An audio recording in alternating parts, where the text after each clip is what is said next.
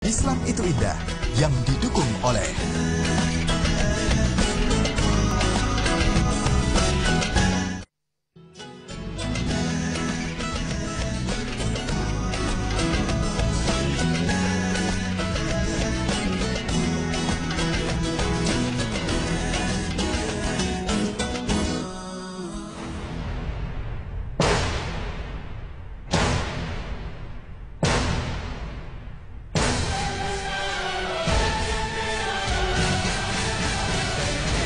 Assalamualaikum warahmatullahi wabarakatuh. Jamaah, aksi begal semakin hari semakin meresahkan masyarakat. Tidak hanya sampai di kota Depok, para begal pun mulai memperluas jaringan aksinya di kota lain. Dan ternyata, para begal memiliki komunitas sendiri. Jumlah mereka tidak tanggung-tanggung, 500 orang. Tentu hal ini semakin menambah ketakutan, terutama para pengguna motor di malam hari. Dan baru-baru ini, aksi begal di Tangerang menjadi sorotan publik. Karena aksinya yang dilakukan kali ini gagal, salah satu anggota mereka terjatuh dari motor. Karena masyarakat sudah geram, sang begal pun dikeroyok lalu kemudian dibakar hidup-hidup. Namun sayang, apa yang dilakukan masyarakat terhadap pelaku begal tersebut bukan membuat kapok begal lainnya, tapi malah menyulutkan dendam kepada masyarakat. Para begal pun mulai menabuh genderang perang karena menurut mereka, nyawa harus dibayar dengan nyawa. Lantas, mengapa manusia sekarang semakin menuruti amarahnya? Dan kapan seharusnya kita bersabar terhadap suatu masalah? Assalamualaikum warahmatullahi wabarakatuh. Jamaah. Oh jamaah. Alhamdulillahirrabbilalamin. Hari ini kita bisa bertemu lagi di Islam itu indah dalam keadaan sehat. Allah kasih ke kita. Tadi kalau kita melihat tayangan, sepertinya hati kita sangat tersentuh ya. Berbicara tentang amarah yang dibalas dengan amarah, akhirnya bukan menyelesaikan masalah, malah jadi memperbesar masalah. Ini ya Allah Pak Ustadz, menyikapi hal-hal seperti ini Ustazah, seharusnya kita tuh seperti apa ya sebenarnya ya? Inilah letak kesabaran. Kesabaran itulah yang harus dijaga.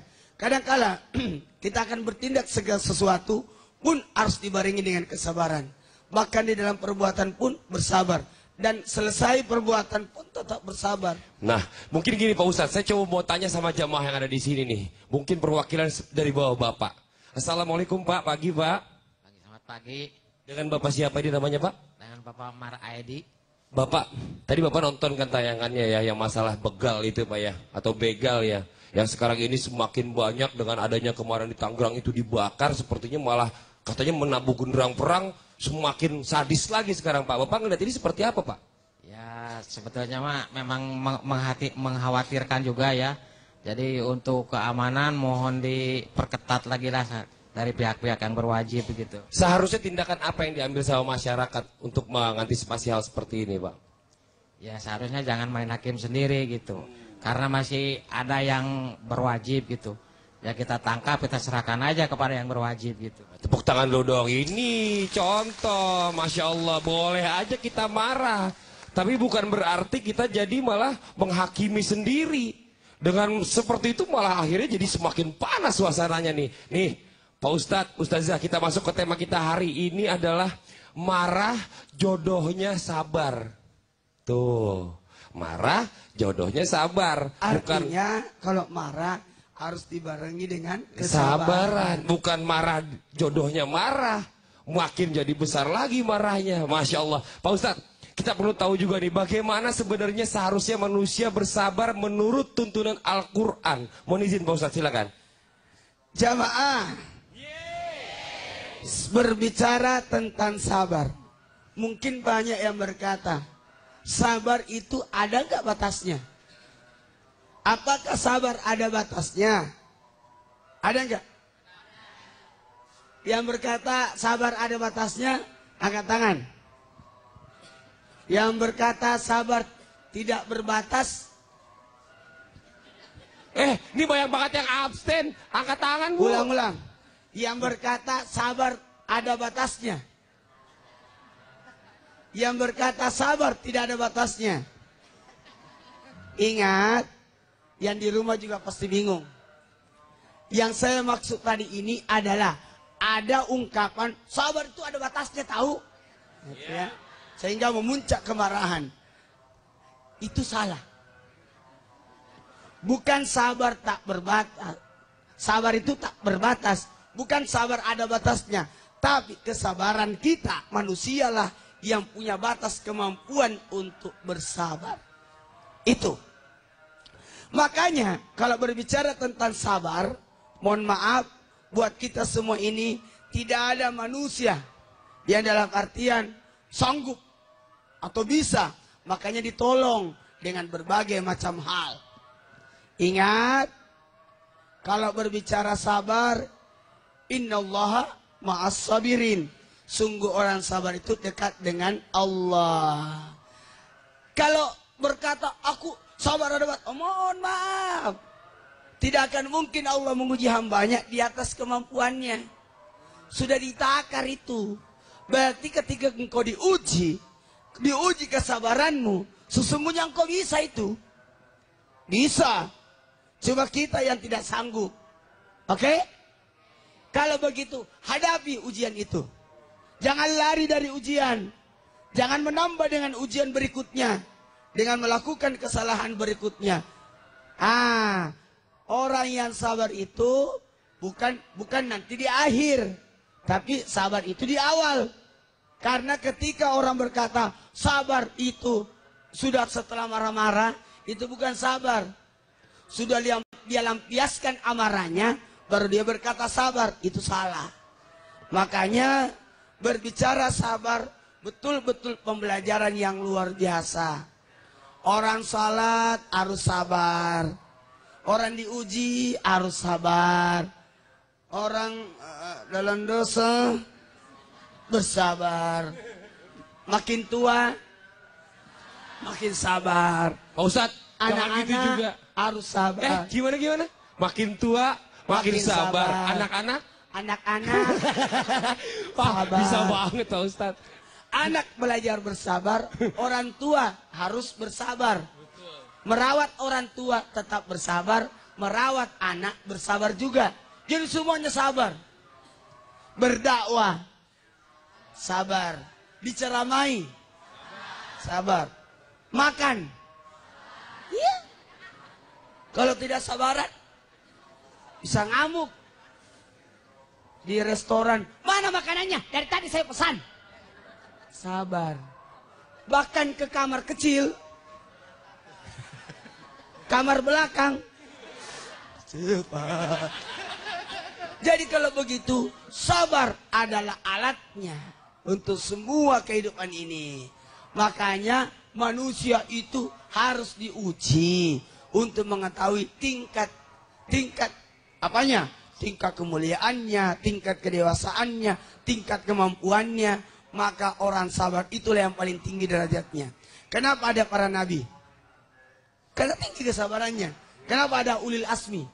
Karena di antara para nabi, dialah yang 5 ini, beliau-beliaulah yang 5 ini. Paling tinggi ujian kesabarannya. Semakin tinggi ujian kesabaran, semakin tinggi derajat kita. Iya, harus sabar. Harus sabar.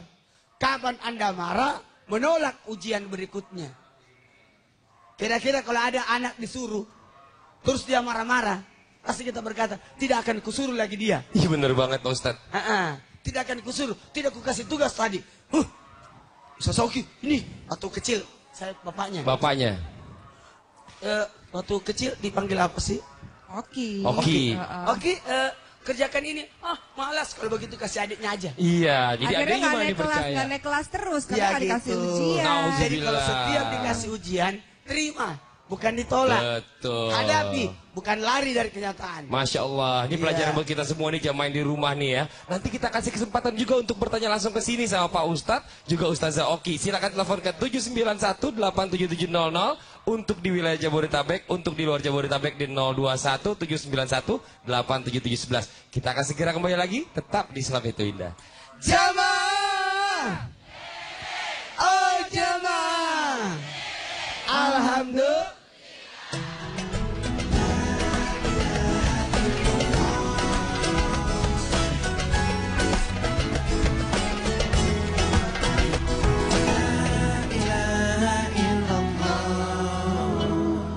Kembali lagi di Islam Itu Indah, masih di tema kita hari ini, marah jodohnya sabar. Kalau tadi Pak Ustadz sudah mengatakan bahwa bicara tentang kesabaran itu sebenarnya nggak ada batasnya. Cuma kadang-kadang kita sebagai manusia itu suka nggak sabar sendiri, nggak tahan. Mungkin contoh coba, saya mau tanya sama ibu-ibu.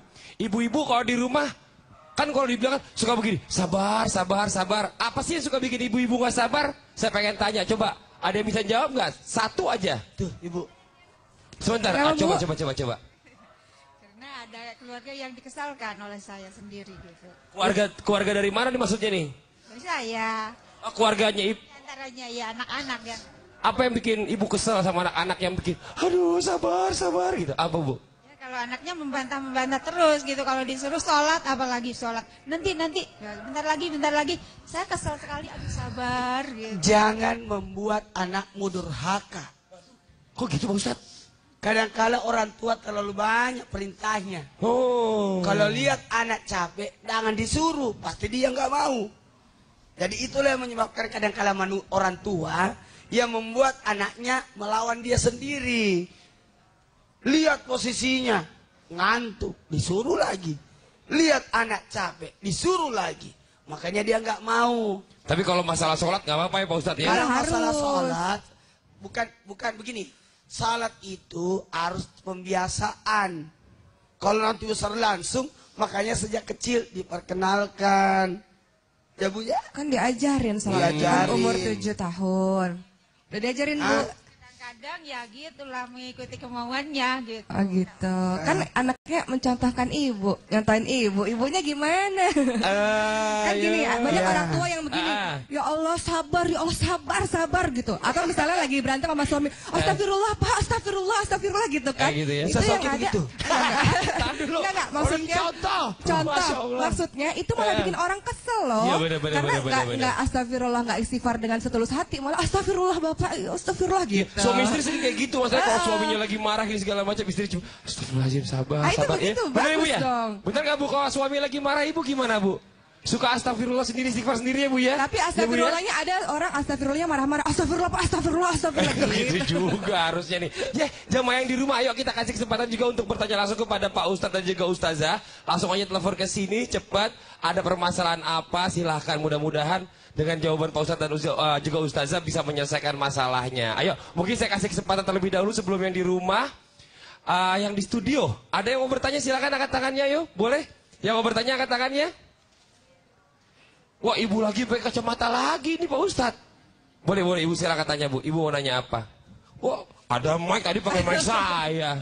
Silakan Bu. Assalamualaikum warahmatullahi wabarakatuh. Waalaikumsalam warahmatullahi wabarakatuh. Perkenalkan, nama saya Ibu Tati Hotimah dari Majelis Taklim Khairunisa RW 5 Kelurahan Utama Kecamatan Cimahi Selatan, Kota Cimahi. Dari Cimahi, silakan. Saya bertanya kepada Ustadzah ya.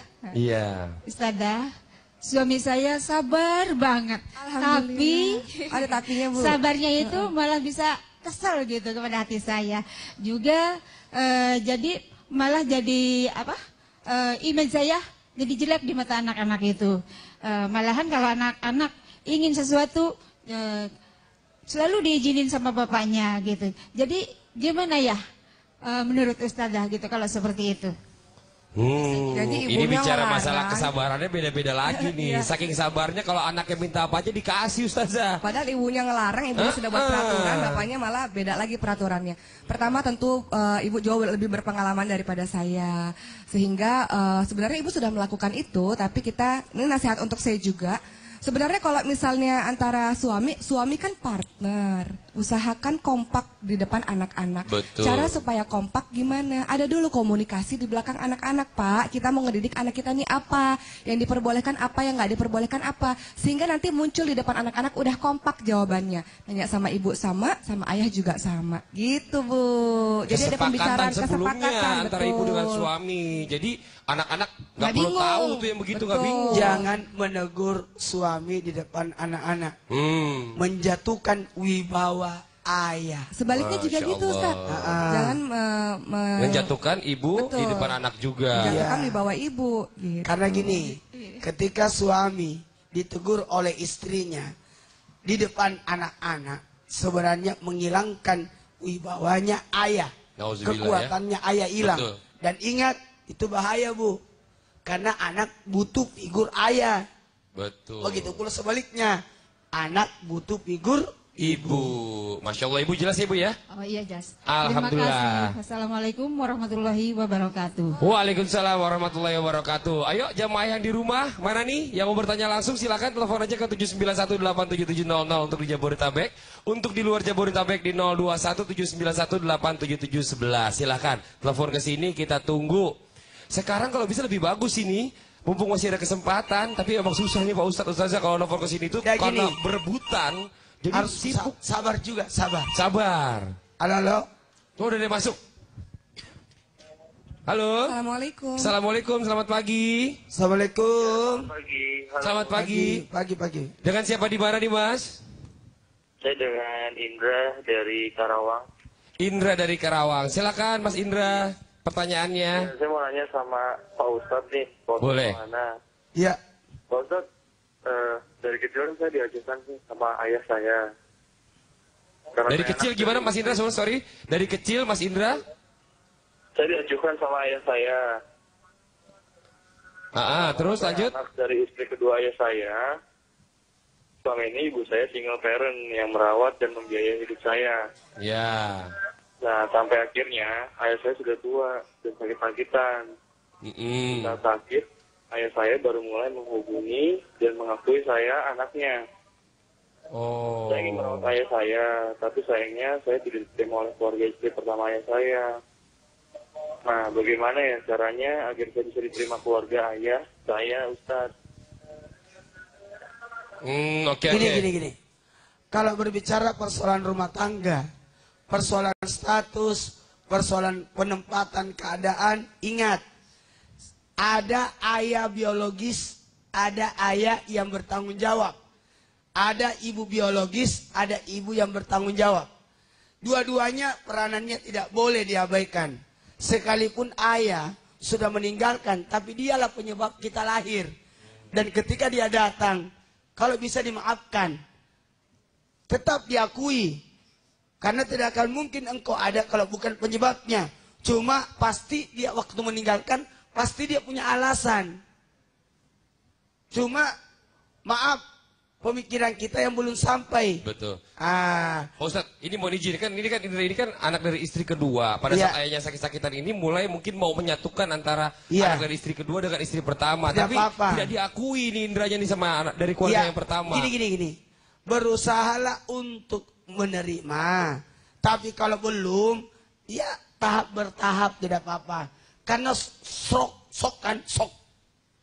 Shock itu. Bukan shock. Ya, Shock, Pak Ustadz. Apa? Shock. Iya, shock. Jadi kaget. Kaget karena tidak tahu. Betul. Ah, itu wajar manusiawi.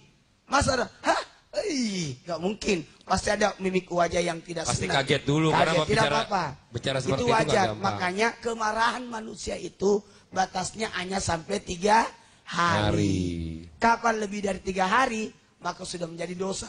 Karena wajar manusia marah, wajar manusia kaget, wajar manusia tidak terima. Ya. Dan Iya. sekarang permasalahan ada begini juga Ustazah Oki. Sekarang kan Indra ini kan ingin mengabdi kepada orang tuanya, ingin berbakti. Tapi kan sekarang kan dirawatnya sama yang tua nih. Bagaimana caranya supaya Indra tuh bisa masuk pelan-pelan nih kepada orang Sambunglah tuanya? tali silaturahim. Tali silaturahim itu apa? Bukan membalas kebaikan dengan kebaikan, tetapi menyambung sesuatu yang terputus. Jadi daripada kita berpikir, kok dia nggak nyamperin kita duluan, kok nggak berbuat baik pada kita duluan, kenapa nggak kita aja yang duluan sowan bahasa Jawanya nih, bersilaturahim ke rumah mereka. Masalah perkara diterima atau enggak itu urusan nanti. Yang penting niat kita adalah sudah berbuat baik. Niat kita mau menyambung tali silaturahim, niat kita mau mengabdi. Masalah nanti ditolak itu urusannya mereka nanti. Tapi paling nggak dari Indra sendiri sudah ada usaha untuk memang Indra itu ingin berbakti kepada orang tuanya. Oh gitu, Indra jelas ya. Alhamdulillah nih Indra udah keputus ternyata nih. Buat yang di rumah nanti kita kasih kesempatan lagi untuk bertanya langsung kepada Pak Ustadz dan juga Ustazah. Langsung aja telepon ke 7918770 untuk di Jabodetabek. Untuk di luar Jabodetabek di 0217918711. Kita akan segera kembali lagi. Tetap di Islam itu Indah. Jamaah. Oh jamaah. Alhamdulillah.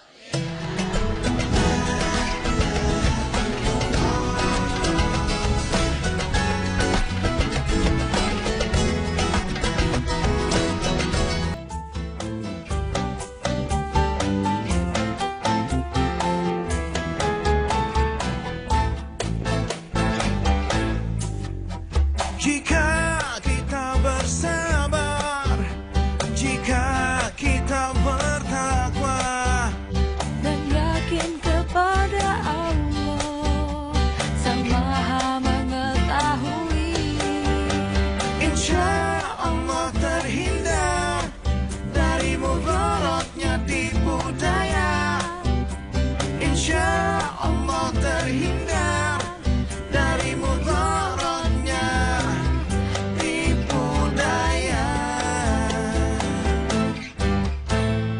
Masya Allah. Jadi kalau misalnya kita bisa bersabar, kita bisa terhindar dari tipu daya, mudaratnya tipu daya ya. Masya Allah seperti itu ya Nasya berarti ya? Iya, karena gini, nih, buat yang di rumah juga. Oh iya, buat yang di rumah. Bahwa orang-orang yang sabar itu bisa jadi disentil untuk jadi baik. Betul. Iya. Kalau engkau sabar, insya Allah engkau akan mendapatkan keberkahan, kebaikan, iya, derajat. Mau nggak disukai Allah? Mau. Sabar. Tapi Pak Ustadz begini, kapan sih kita tuh harus, atau mungkin gini, kapan kita harus sabar atas musibah yang menimpa kita Pak Ustadz? Sebelum. Oh sebelumnya? Si ibu kaget. Sebelum, ketika, dan setelah. Oh jadi sebelum?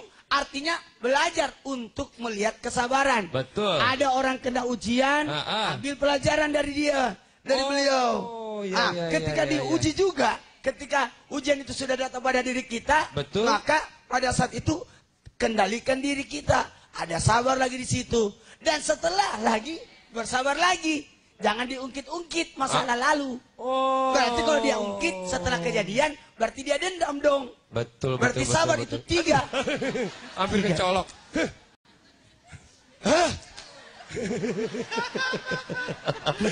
Ustaz Zoki, ada yang mau ditambahkan nggak? Iya, kapan harus bersabar? Tentu dalam hadis mutafakun alaihi, Rasulullah Shallallahu Alaihi Wasallam bersabda yang juga sudah dijelaskan oleh Ustadz di segmen sebelumnya, bahwa sabar itu pada benturan yang pertama.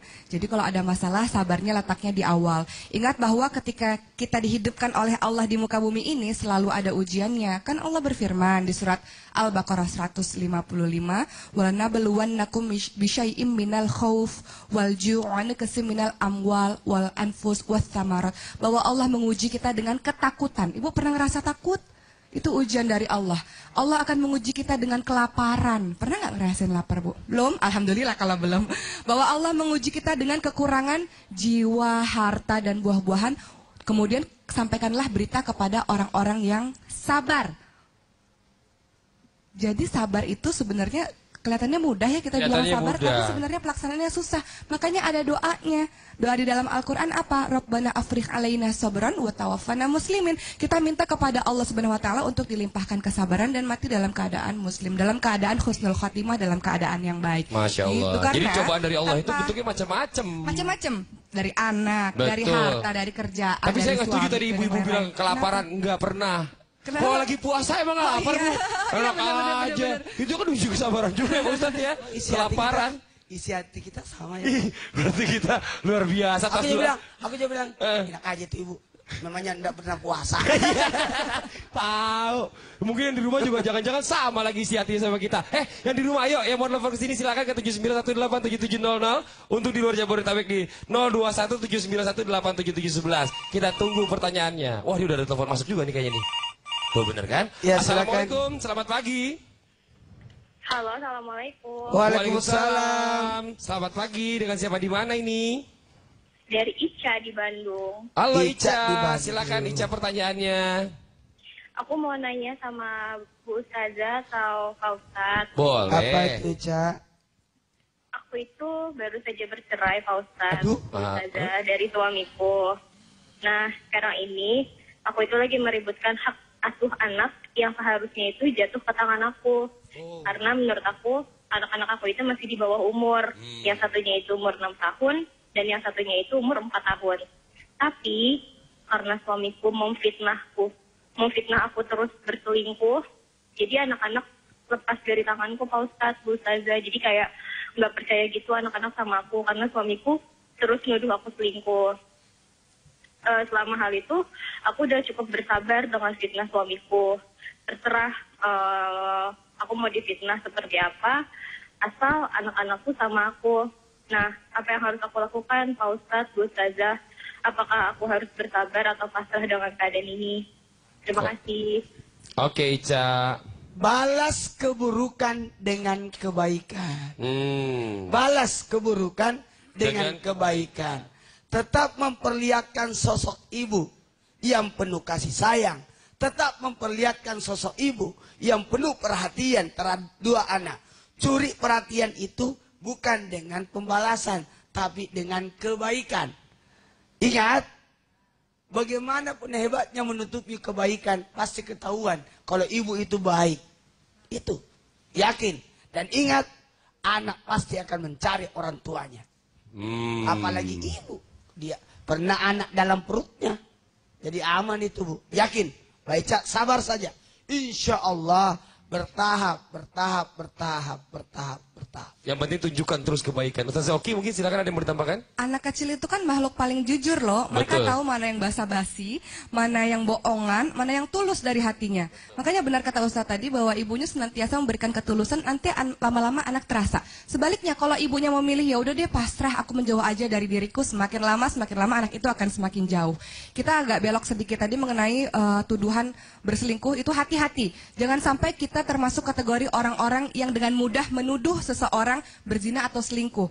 Kalau misalnya nggak ada saksinya, kita harus mengatakan demi Allahnya 4 kali, demi Allah, yang kelima, laknat Allah menimpaku kalau aku berbohong. Jadi jangan sembarangan menuduh orang kalau nggak ada buktinya. Itu di dalam Al-Quran seperti itu. Masya Allah, jadi buat suaminya yang menuduh selingkuh ini nggak sembarangan, hati-hati kalau nggak ada buktinya. Nanti laknat Allah menimpanya. Biasanya orang yang menuduh itu memakai ukuran pada dirinya. Betul. Dia selingkuh. Sebenarnya dia yang selingkuh. Nah ini juga bisa jadi senjata Pak Ustadz. Karena kan zaman sekarang ini kalau misalnya orang tua atau wanitanya yang selingkuh, wanita itu nggak akan dapat hak asuh untuk anak-anaknya. Nah ini dijadikan senjata oleh bapaknya untuk mengambil semua anak-anaknya. Tapi kalau misalnya jadi merugikan yang ibunya ya, nauzubillah ya. Mungkin alangkah lebih baik panggillah wali keluarga masing-masing untuk membicarakan yang terbaik, mungkin diasuh secara bersama-sama, mungkin beberapa hari di sana, beberapa hari di sini, atau bolehlah ibunya main setiap weekend gitu. Jadi anak tidak kehilangan figur ibu. Masya Allah, itu bahaya banget. Betul. Itu. Aman. Ya, aduh nih. Untuk Ibu Mbak Ica tadi jelas ya? Masya Allah udah keputus ternyata. Sekarang saya kasih kesempatan juga kepada jamaah yang ada di sini untuk bertanya langsung, boleh? Silakan jamaah yang mau bertanya angkat tangannya. Sebelah kanan kayak jilbab biru mana? Yang mana nih? Oh ini, silakan Ibu ya, yang ini dulu deh. Bismillahirrahmanirrahim. Nama saya Ibu Imelda dari Majelis Taklim Al-Alzir, Kampung Bencongan, Tangerang, Karawaci. Kampung mana Bu? Kampung Bencongan. Aduh, repot amat tuh nama kampungnya Bencongan. Silakan Bu pertanyaannya. Jadi pertanyaannya saya tunjukkan. Dia di miring ya. di miring. Pertanyaannya Pak Ustadz, jadi kebetulan saya punya adik ipar. Adik ipar saya itu dia itu selalu menjual nama suami saya. Karena kebetulan mereka berdua memang satu kantor. Jadi sedikit-sedikit kalau dia sedang ngobrol dengan temennya, dia selalu bilang, oh kata suami saya seperti itu. Nah, baru-baru ini adik saya tertimpa musibah. Ternyata dia ketahuan menggelapkan dana perusahaan. Itu juga kan berimbas kepada suami saya. Nah, jadi di sini sebenarnya Pak Ustadz, ya kita juga serba salah ya, bingung ya. Di satu sisi itu adalah adik suami saya, tapi di satu sisi lagi kelangsungan hidup kami juga kan ikut terancam. Karena bagaimanapun juga kalau misalnya adik saya diberhentikan, adik ipar suami saya tadi diberhentikan, ya otomatis juga suami saya juga kan namanya tercemar. Dan kelangsungan hidup kami sekeluarga itu ya bagaimana. Jadi untuk menghadapi masalah ini sebaiknya saya bersikap seperti apa? Selesaikan, bantu. Ujian itu ada kalanya bukan dari diri kita, bukan dari keluarga kita, tapi orang-orang yang dekat dengan diri kita. Itu semua. Jadi saudara bisa jadi ujian, orang tua bisa jadi ujian. Sekarang ibu lagi diuji dengan adik ipar ibu. Kalau saya ditanya bagaimana caranya, bantu selesaikan, karena itu membawa nama keluarga. Oh, Masya Allah. Karena memang ini pasti ada sangkut pautnya, nggak mungkin enggak. Gini, sebenarnya posisi suami ibu dua. Satu, dia sebagai kakaknya. Yang kedua, dia sebagai seniornya, dalam artian atasannya. Di atasannya. Kalau atasan, apa yang dilakukan bawahan, tetap atasan bertanggung jawab. Ya. Masya Allah. Mungkin Ustaz Oki ada mau ditambahkan, silakan. Terkadang kita berbuat baik kepada orang di luar, betul, dibanding dengan keluarga sendiri. Makanya Rasulullah SAW bersabda sebaik-baik orang adalah orang yang paling baik terhadap istrinya, terhadap keluarganya. Jadi yang dilakukan adalah berbuat baik seperti kata Ustaz tadi untuk membantu orang tersebut. Jangan kita baik sama orang di luar. Banyak loh para laki-laki atau para istri baiknya sama orang di luar. Giliran sama keluarganya nggak mau dibantu, nggak mau ditolong. Betul. Padahal kewajibannya adalah bantu yang keluarganya dulu, baru orang lain gitu. Masya Allah. Ibu Imelda jelas ya? Ibu jelas, ya? Alhamdulillah. Dari tadi kita mendengar kata-kata bersabar terus. Nah sekarang saya pengen tanya sama Ustazah Oki, keadaannya bagaimana nih? Orang harus bersabar saat kekesalannya sudah memuncak sekali. Setelah yang satu ini tetap di Islam itu indah. Jamaah! Oh jamaah! Alhamdulillah.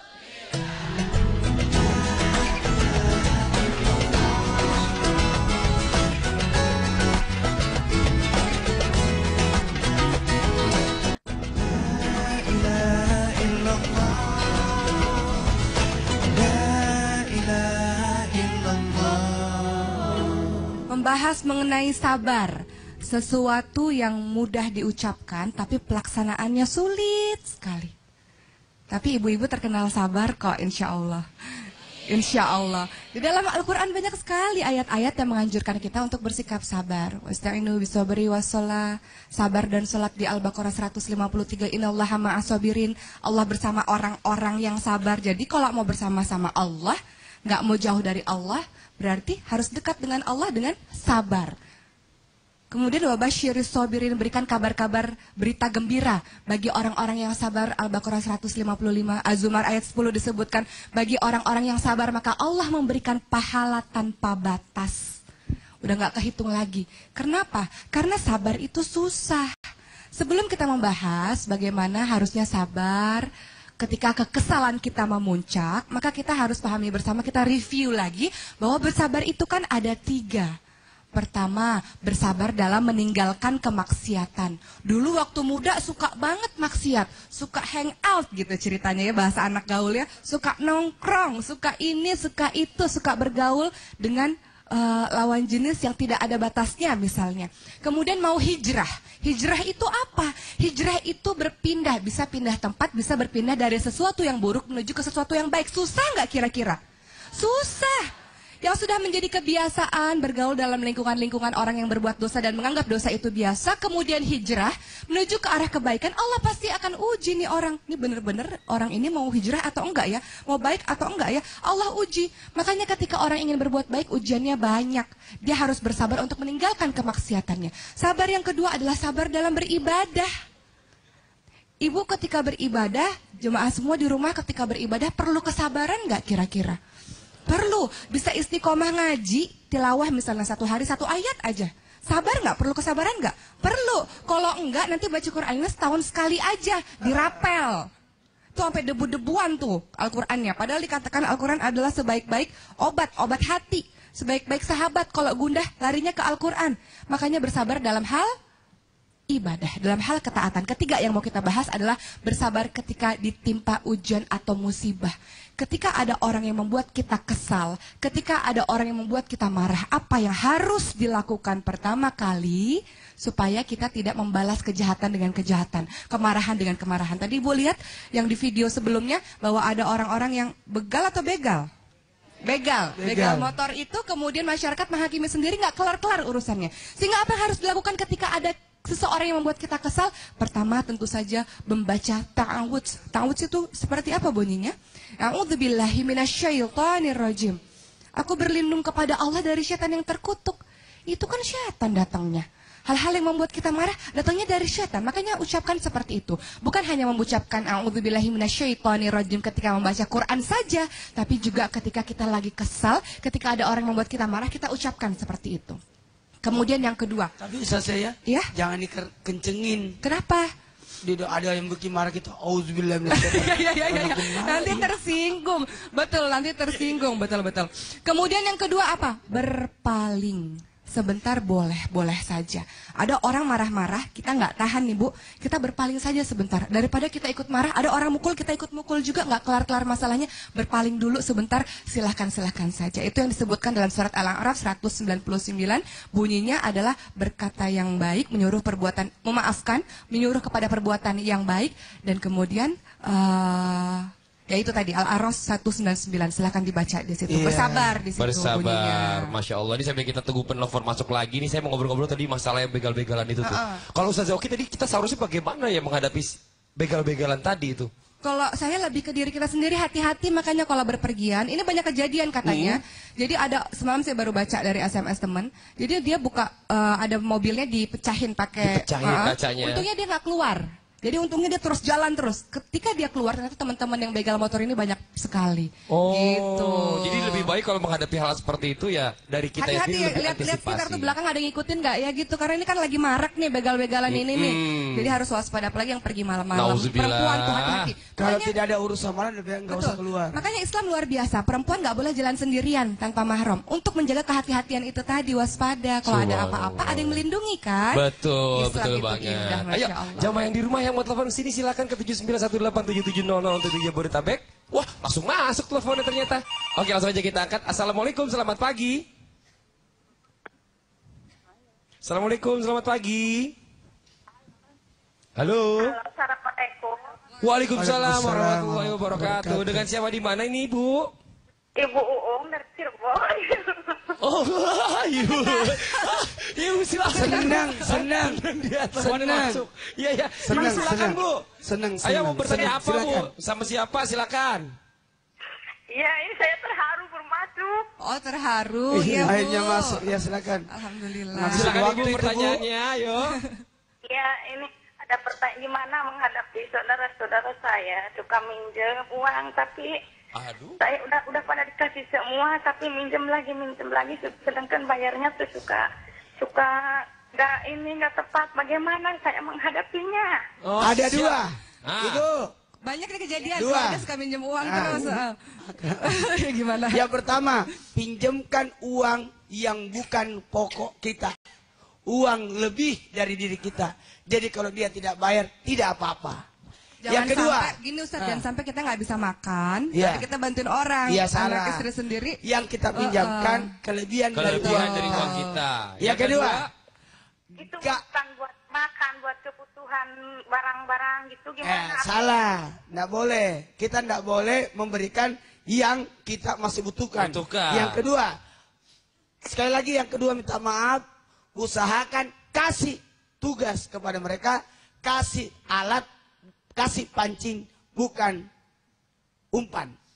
Kasih alat, bukan bahan. Kasih pekerjaan kepada saudara kita.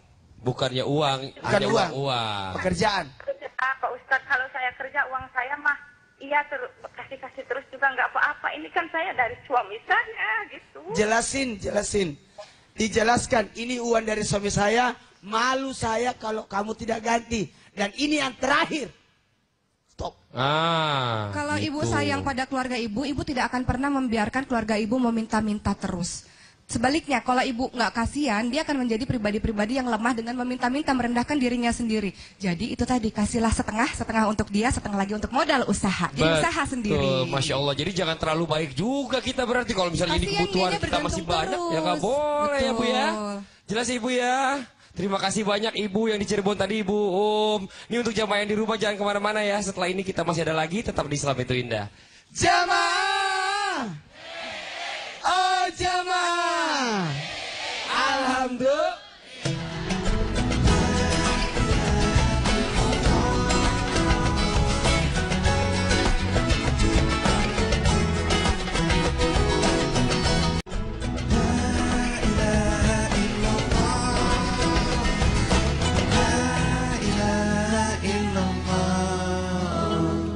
Orang yang paling kuat bukan orang yang menang dalam pergulatan, tapi orang yang paling kuat dalam sebuah hadis disebutkan orang yang bisa menahan marah. Ketika dia bisa menahan marah, padahal dia mampu meluapkan kemarahannya, pahalanya apa? Nanti di syurganya Allah, Allah akan memberikan terserah pilih bidadari-bidadari yang engkau sukai. Dan ketika ingin kesabaran, tentu saja la haula wala quwata illa billah, tidak daya upaya kecuali pertolongan Allah. Lagi-lagi silahkan buka di Al-A'raf 126 doa untuk kesabaran. Rabbana afriq alaina sabran wa tawaffana muslimin. Limpahkan kesabaran kepadaku dan matikan kami kepada dalam keadaan orang-orang yang penuh dengan keredoan terhadap Allah Subhanahu wa taala. Mudah-mudahan jadi orang sabar, termasuk saya harus belajar sabar. Amin. Untuk menghadapi kesabaran kita sebenarnya ada banyak cara. Kita bisa minta bantuan orang-orang di sekitar kita. Contoh, anak yang mau diajar, mau dididik, tapi kita tidak sabar mendidiknya, gampang. Libatkan guru pembimbing, libatkan gurunya di sekolah, libatkan orang-orang yang bisa disegani oleh anak itu. Saya guru, ustadz, istri saya guru, tapi bukan kami yang mengajar anak kami membaca, mengaji, tapi guru yang kita hadirkan lalu kita amati dari jarak jauh. Jadi ada dukungan. Jadi kesabaran itu perlu bantuan orang-orang di sekitar kita. Masya Allah, alhamdulillahirrabbilalamin. Baru saja kita mendengarkan tausiah disampaikan oleh Bapak Ustadz Maulana, Ustazah Oki. Mudah-mudahan apa yang disampaikan tadi bermanfaat untuk kita semua. Amin, amin ya rabbal alamin. Kepada jamaah yang ada di rumah jangan lupa saksikan terus Islam Itu Indah setiap hari hanya di Trans TV. Akhirnya saya Fadli undur diri. Mohon maaf atas segala kekurangan. Wabillahi taufiq wal hidayah. Wassalamualaikum warahmatullahi wabarakatuh. Jamaah. Oh jamaah. Alhamdulillah. Allahumma sholli ala Muhammad ya Rabbi sholli alaihi wa sallim. Allahumma sholli ala Muhammad ya Rabbi balighul wasilah. Allahumma sholli ala Muhammad ya Rabbi sholli alaihi wa sallim. Allahumma sholli ala Muhammad ya Rabbi balighul wasilah. Allahumma sholli ala Muhammad ya Rabbi sholli alaihi wa sallim. Allahumma sholli ala Muhammad.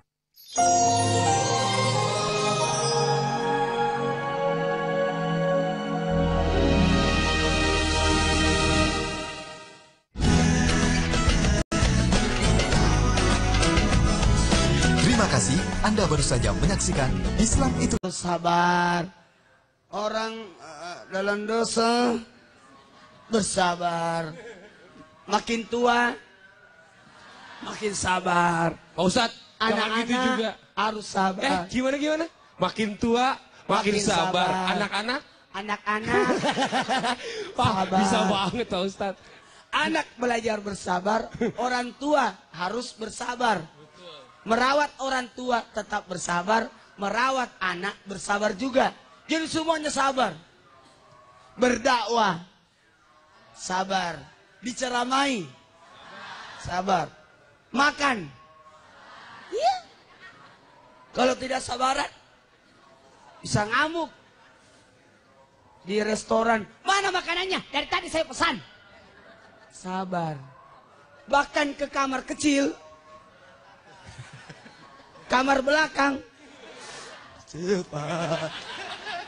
Jadi kalau begitu, sabar adalah alatnya untuk semua kehidupan ini. Makanya manusia itu harus diuji untuk mengetahui tingkat apanya? Tingkat kemuliaannya, tingkat kedewasaannya, tingkat kemampuannya. Maka orang sabar itulah yang paling tinggi derajatnya.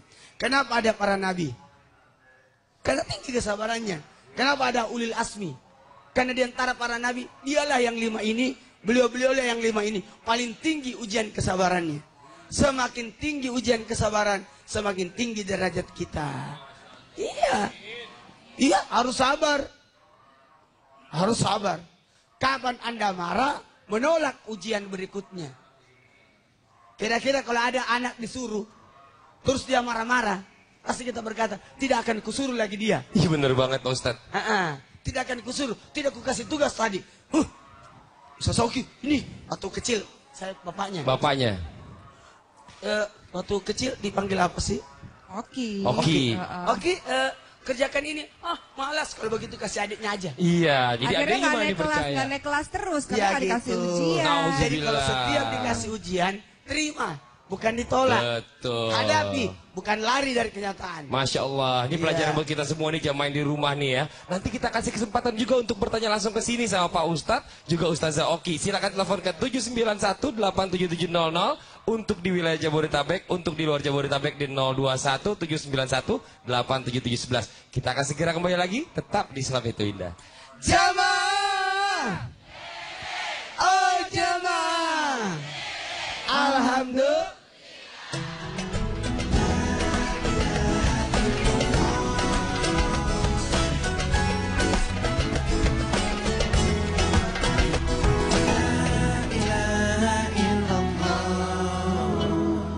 Kembali lagi di Islam Itu Indah, masih di tema kita hari ini, marah jodohnya sabar. Kalau tadi Pak Ustadz sudah mengatakan bahwa bicara tentang kesabaran itu sebenarnya nggak ada batasnya. Cuma kadang-kadang kita sebagai manusia itu suka nggak sabar sendiri, nggak tahan. Mungkin contoh coba, saya mau tanya sama ibu-ibu.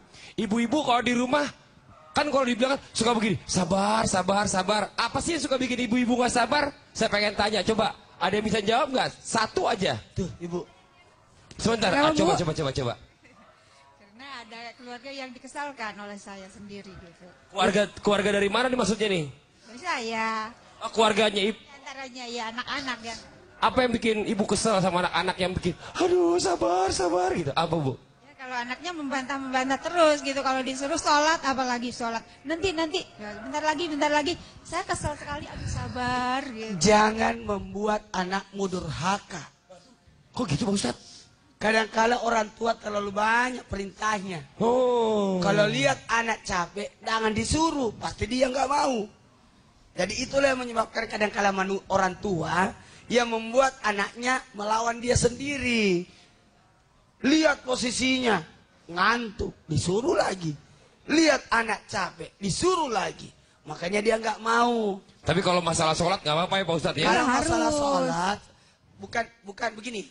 Salat itu harus pembiasaan. Kalau nanti besar langsung, makanya sejak kecil diperkenalkan. Ya Bu ya? Kan diajarin salat kan umur 7 tahun. Udah diajarin Bu. Kadang ya gitulah mengikuti kemauannya gitu. Oh gitu. Kan anaknya mencontohkan ibu, nyontohin ibu. Ibunya gimana? Kan gini ya, banyak orang tua yang begini. Ya Allah sabar sabar gitu. Atau misalnya lagi berantem sama suami, astagfirullah Pak, astagfirullah gitu kan. Gitu ya. Itu yang ada. Enggak, maksudnya contoh. Maksudnya itu malah bikin orang kesel loh. Iya, bener. Karena enggak astagfirullah, enggak istighfar dengan setulus hati, malah astagfirullah Bapak, astagfirullah gitu. Suami istri sering kayak gitu, maksudnya kalau suaminya lagi marah ini segala macam, istri cuma astagfirullahaladzim sabar, sabar ya. Benar Ibu ya? Benar nggak Bu, kalau suami lagi marah Ibu gimana Bu? Suka astagfirullah sendiri, istighfar sendiri ya Bu ya? Tapi astagfirullahnya ada orang astagfirullahnya marah-marah, astagfirullah Pak, astagfirullah gitu juga harusnya nih. Ya, jamaah yang di rumah, ayo kita kasih kesempatan juga untuk bertanya langsung kepada Pak Ustadz dan juga Ustazah. Langsung aja telepon ke sini cepat. Ada permasalahan apa? Silahkan, mudah-mudahan dengan jawaban Pak Ustadz dan juga Ustazah bisa menyelesaikan masalahnya. Ayo, mungkin saya kasih kesempatan terlebih dahulu sebelum yang di rumah, yang di studio. Ada yang mau bertanya silakan angkat tangannya, yuk. Boleh? Yang mau bertanya angkat tangannya.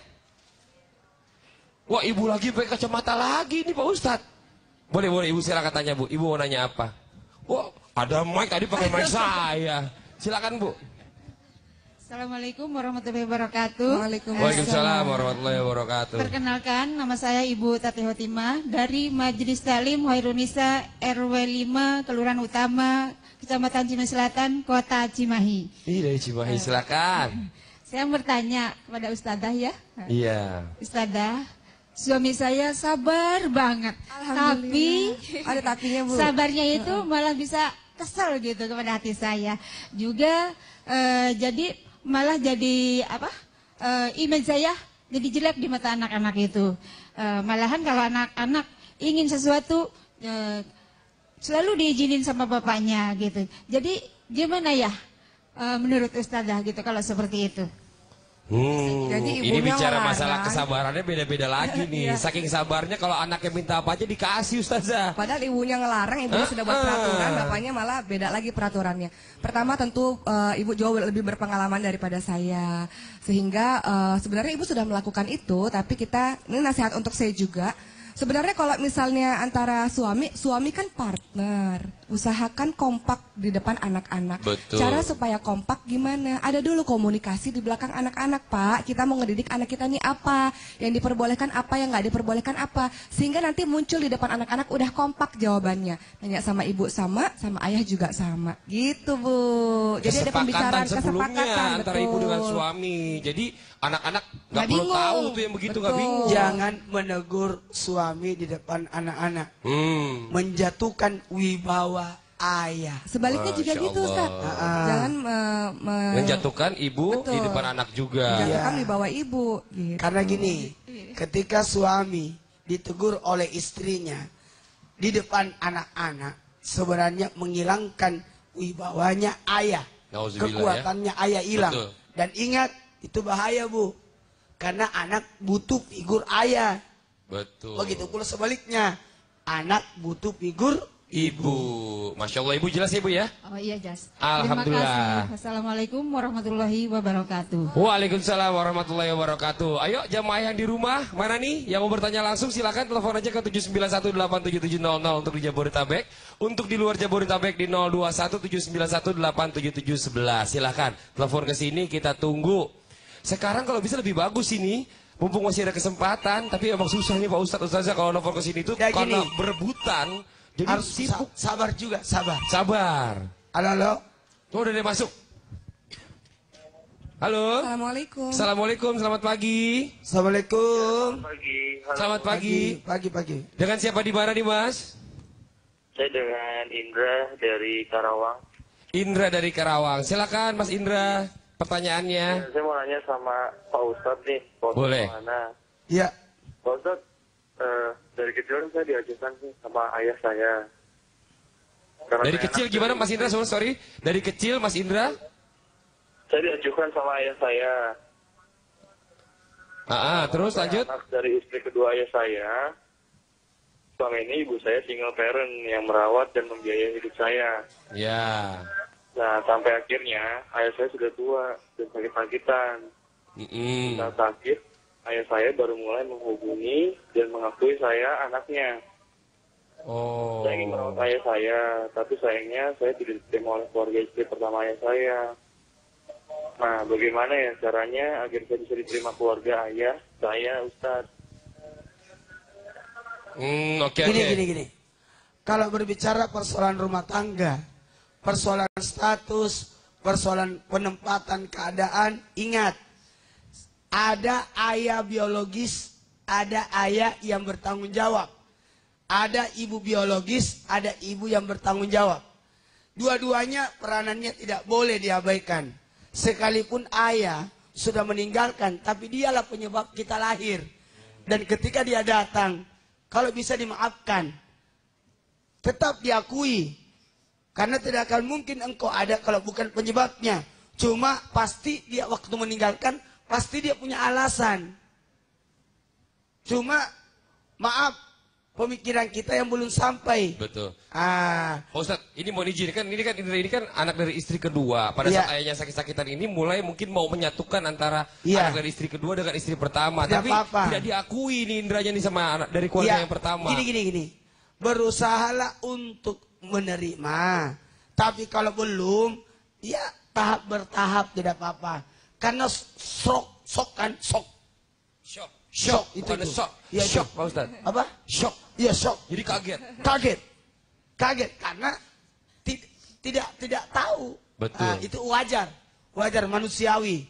Masa ada, nggak mungkin. Pasti ada mimik wajah yang tidak Pasti senang. kaget dulu karena tidak apa-apa. Bicara seperti itu wajar. nggak gampang. Makanya kemarahan manusia itu batasnya hanya sampai 3 hari. Kapan lebih dari 3 hari, maka sudah menjadi dosa. Karena wajar manusia marah, wajar manusia kaget, wajar manusia tidak terima. Ya. Dan sekarang permasalahan ada begini juga Ustaz Oki. Sekarang kan Indra ini kan ingin mengabdi kepada orang tuanya, ingin berbakti. Tapi kan sekarang kan dirawatnya sampai tua nih. Bagaimana caranya supaya Indra tuh bisa masuk pelan-pelan nih kepada orang tuanya? Tali silaturahim. Tali silaturahim itu apa? Bukan membalas kebaikan dengan kebaikan, tetapi menyambung sesuatu yang terputus. Jadi daripada kita berpikir, kok dia nggak nyamperin kita duluan, kok nggak berbuat baik pada kita duluan, kenapa nggak kita aja yang duluan sowan bahasa Jawanya nih, bersilaturahim ke rumah mereka. Masalah perkara diterima atau enggak itu urusan nanti, yang penting niat kita adalah sudah berbuat baik.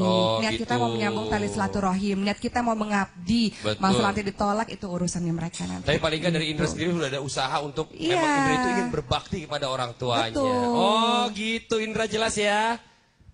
Alhamdulillah nih Indra udah keputus ternyata nih. Buat yang di rumah nanti kita kasih kesempatan lagi untuk bertanya langsung kepada Pak Ustadz dan juga Ustazah. Langsung aja telepon ke 791877700 untuk di Jabodetabek.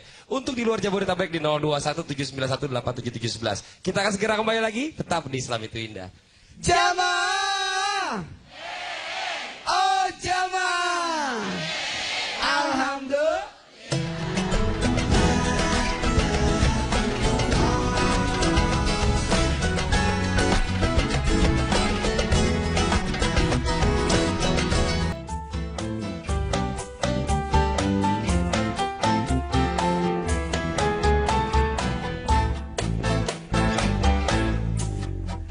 Jika kita bersabar, jika kita bertakwa dan yakin kepada Allah, Sang Maha mengetahui, insya Allah terhindar dari mudaratnya tipu daya.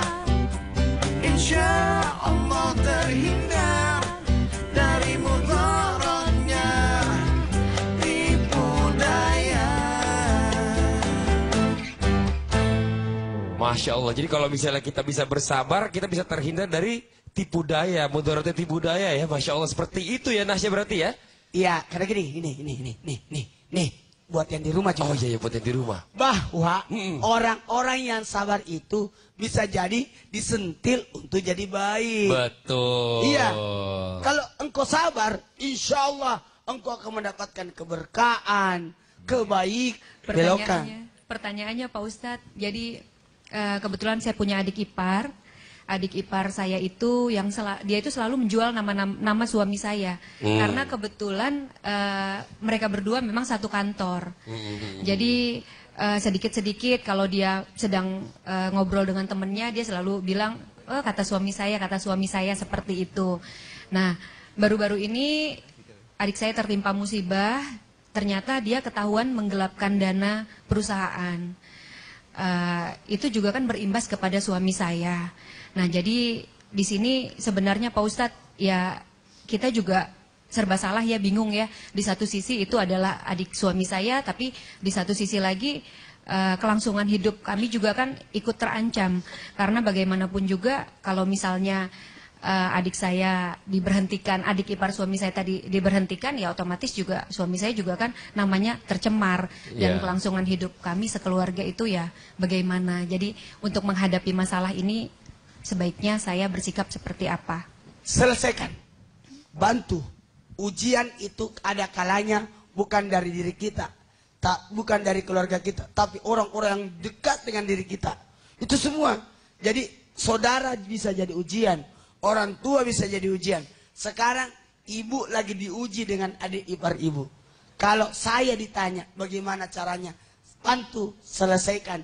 Karena itu membawa nama keluarga. Oh, Masya Allah. Karena memang ini pasti ada sangkut pautnya, nggak mungkin enggak. Gini, sebenarnya posisi suami ibu dua. Satu, dia sebagai kakaknya. Yang kedua, dia sebagai seniornya. Dalam artian atasannya. Di atasannya. Kalau atasan, apa yang dilakukan bawahan, tetap atasan bertanggung jawab. Ya. Masya Allah. Mungkin Ustaz Oki ada mau ditambahkan, silakan. Terkadang kita berbuat baik kepada orang di luar. Betul. Dibanding dengan keluarga sendiri. Makanya Rasulullah SAW bersabda sebaik-baik orang adalah orang yang paling baik terhadap istrinya, terhadap keluarganya. Jadi yang dilakukan adalah berbuat baik seperti kata Ustaz tadi untuk membantu orang tersebut. Jangan kita baik sama orang di luar. Banyak loh para laki-laki atau para istri baiknya sama orang di luar. Giliran sama keluarganya nggak mau dibantu, nggak mau ditolong. Betul. Padahal kewajibannya adalah bantu yang keluarganya dulu, baru orang lain. Gitu. Masya Allah. Ibu Imelda jelas ya? Ibu Jelas. ya? Terima kasih. Alhamdulillah. Dari tadi kita mendengar kata-kata bersabar terus. Nah sekarang saya pengen tanya sama Ustazah Oki. Keadaannya bagaimana nih? Orang harus bersabar saat kekesalannya sudah memuncak sekali. Setelah yang satu ini tetap di Islam itu indah. Jamaah! Oh jamaah! Alhamdulillah.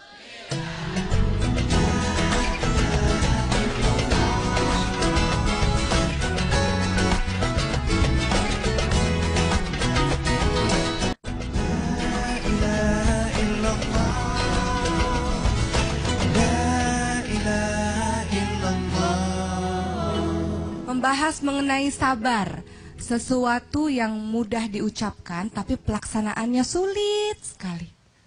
Tapi ibu-ibu terkenal sabar kok, insya Allah. Insya Allah. Di dalam Al-Quran banyak sekali ayat-ayat yang menganjurkan kita untuk bersikap sabar. Wasta'inu bisabri wassalah. Sabar dan sholat di Al-Baqarah 153. Innallaha ma'asabirin. Allah bersama orang-orang yang sabar. Jadi kalau mau bersama-sama Allah, nggak mau jauh dari Allah, berarti harus dekat dengan Allah dengan sabar. Kemudian wabasyiris sabirin, berikan kabar-kabar berita gembira bagi orang-orang yang sabar. Al-Baqarah 155, Az-Zumar ayat 10 disebutkan, bagi orang-orang yang sabar maka Allah memberikan pahala tanpa batas. Udah gak kehitung lagi. Kenapa? Karena sabar itu susah. Sebelum kita membahas bagaimana harusnya sabar ketika kekesalan kita memuncak, maka kita harus pahami bersama, kita review lagi bahwa bersabar itu kan ada 3. Pertama, bersabar dalam meninggalkan kemaksiatan. Dulu waktu muda suka banget maksiat, suka hang out gitu ceritanya ya, bahasa anak gaul ya, suka nongkrong, suka ini, suka itu, suka bergaul dengan lawan jenis yang tidak ada batasnya misalnya. Kemudian mau hijrah. Hijrah itu apa? Hijrah itu berpindah, bisa pindah tempat, bisa berpindah dari sesuatu yang buruk menuju ke sesuatu yang baik. Susah nggak kira-kira? Susah. Yang sudah menjadi kebiasaan bergaul dalam lingkungan-lingkungan orang yang berbuat dosa dan menganggap dosa itu biasa, kemudian hijrah menuju ke arah kebaikan, Allah pasti akan uji nih orang. Ini benar-benar orang ini mau hijrah atau enggak ya? Mau baik atau enggak ya? Allah uji. Makanya ketika orang ingin berbuat baik, ujiannya banyak. Dia harus bersabar untuk meninggalkan kemaksiatannya. Sabar yang kedua adalah sabar dalam beribadah.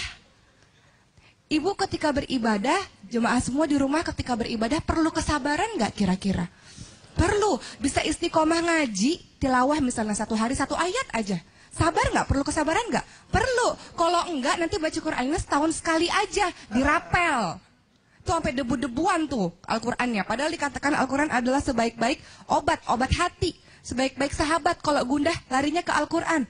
Makanya bersabar dalam hal ibadah, dalam hal ketaatan. Ketiga yang mau kita bahas adalah bersabar ketika ditimpa ujian atau musibah. Ketika ada orang yang membuat kita kesal, ketika ada orang yang membuat kita marah, apa yang harus dilakukan pertama kali supaya kita tidak membalas kejahatan dengan kejahatan, kemarahan dengan kemarahan. Tadi Ibu lihat yang di video sebelumnya bahwa ada orang-orang yang begal atau begal? Begal motor itu, kemudian masyarakat menghakimi sendiri, nggak kelar-kelar urusannya. Sehingga apa yang harus dilakukan ketika ada seseorang yang membuat kita kesal? Pertama tentu saja membaca ta'awudz. Ta'awudz itu seperti apa bunyinya? A'udzubillahi minasyaitonirrajim.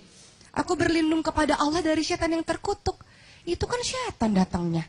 Hal-hal yang membuat kita marah datangnya dari syaitan. Makanya ucapkan seperti itu. Bukan hanya mengucapkan a'udzubillahi minasyaitonirrajim ketika membaca Quran saja, tapi juga ketika kita lagi kesal, ketika ada orang yang membuat kita marah, kita ucapkan seperti itu. Kemudian yang kedua. Tapi Ustaz saya, ya? Jangan dikencengin. Kenapa? Ada yang bikin marah kita, auzubillah minasyaitonir. Ya. Nanti tersinggung. Betul, nanti tersinggung. Betul. Kemudian yang kedua apa? Berpaling. Sebentar boleh saja. Ada orang marah-marah, kita nggak tahan nih Bu, kita berpaling saja sebentar. Daripada kita ikut marah, ada orang mukul, kita ikut mukul juga, nggak kelar-kelar masalahnya. Berpaling dulu sebentar, silahkan saja. Itu yang disebutkan dalam surat Al-A'raf 199, bunyinya adalah berkata yang baik, memaafkan, menyuruh kepada perbuatan yang baik, dan kemudian Islam itu indah, yang didukung oleh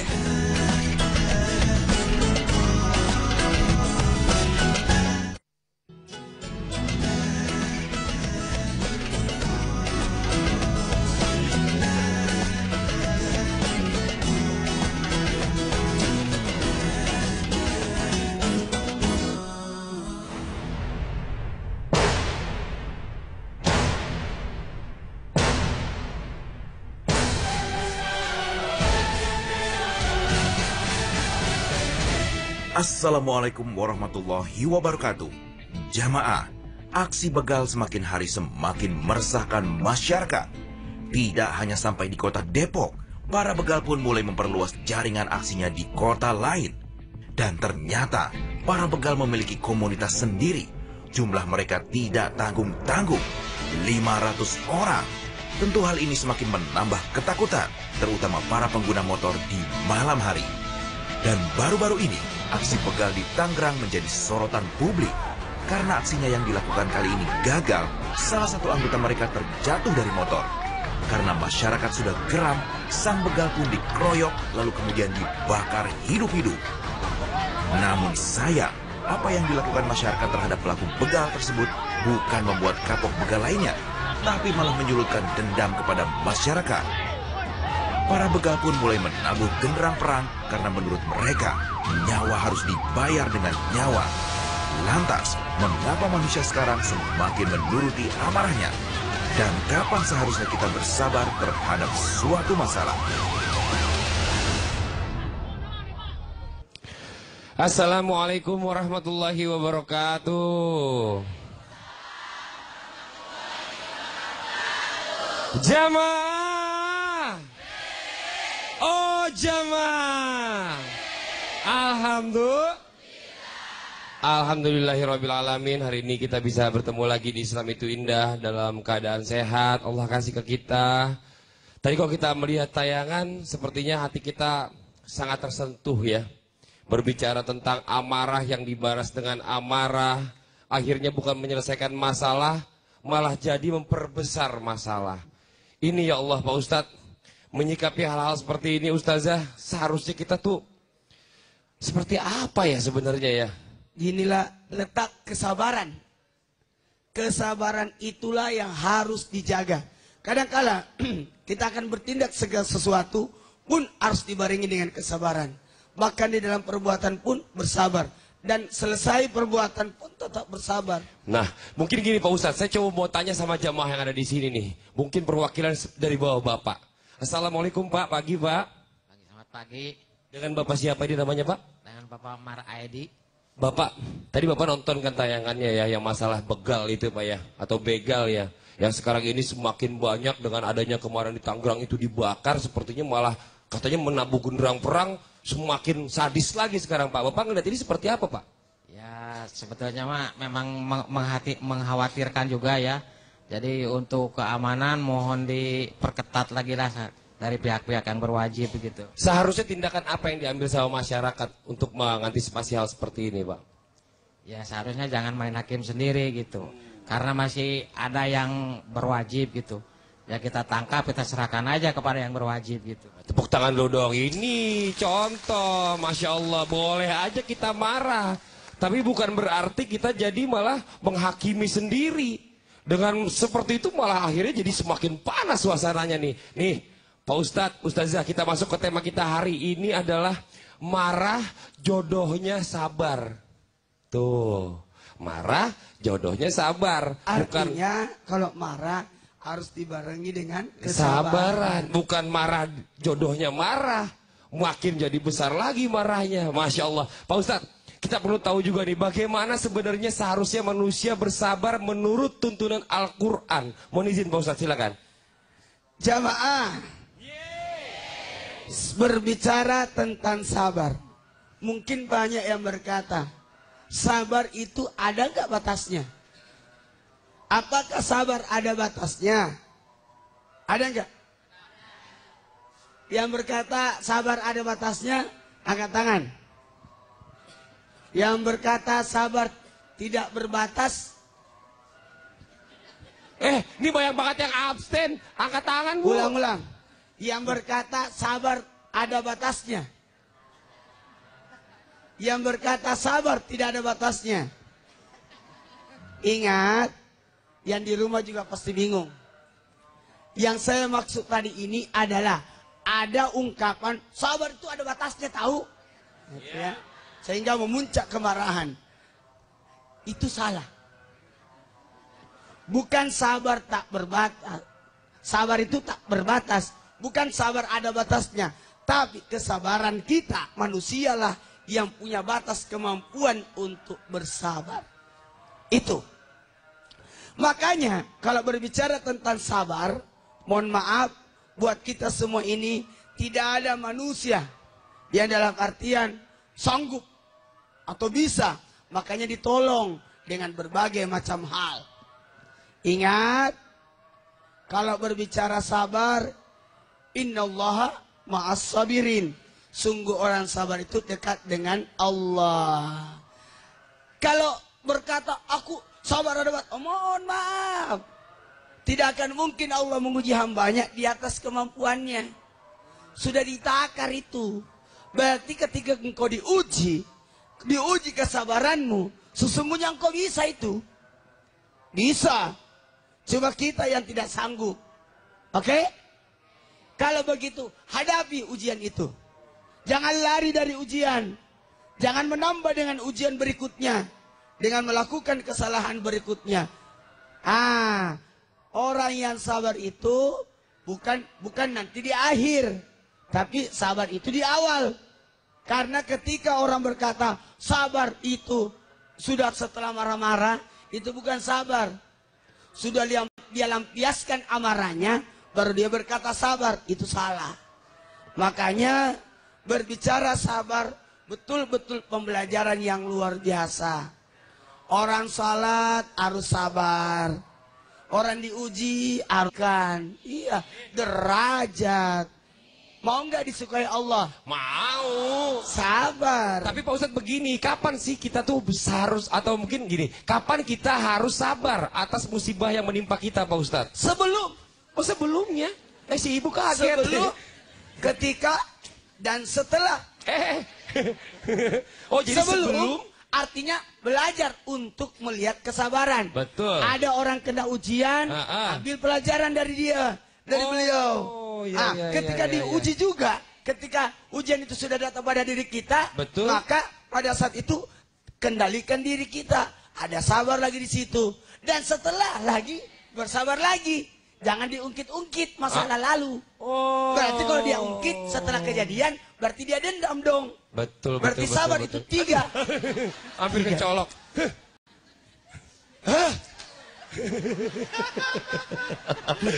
Ustaz Zoki, ada yang mau ditambahkan nggak? Iya, kapan harus bersabar? Tentu dalam hadis mutafakun alaihi, Rasulullah Shallallahu Alaihi Wasallam bersabda yang juga sudah dijelaskan oleh Ustadz di segmen sebelumnya, bahwa sabar itu pada benturan yang pertama.